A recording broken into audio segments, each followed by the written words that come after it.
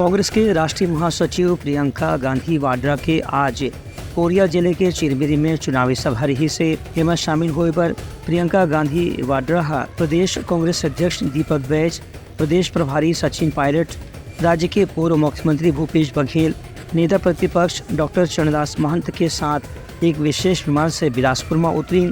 एक बाद यहाँ से हेलीकॉप्टर के जरिए सीधा चिरमिरी रवाना हुई।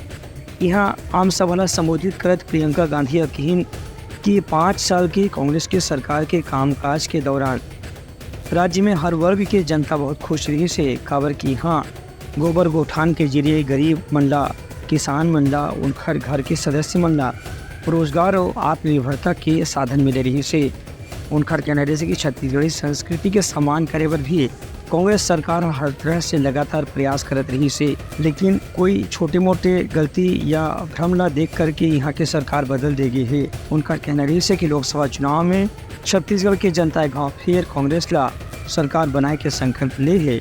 उनका कहना है कि देश भर में यात्रा करे के बाद वह जनता के परिवर्तन के विचार ला महसूस करते हैं। ये मौका में जनसभा ला प्रदेश कांग्रेस अध्यक्ष दीपक बैज, पूर्व मुख्यमंत्री भूपेश बघेल, नेता प्रतिपक्ष डॉक्टर चरणदास महंत और कांग्रेस के प्रदेश प्रभारी सचिन पायलट घलो संबोधित करी।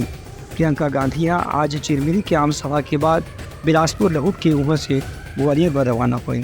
ब्यूरो रिपोर्ट उत्तलंघा न्यूज़।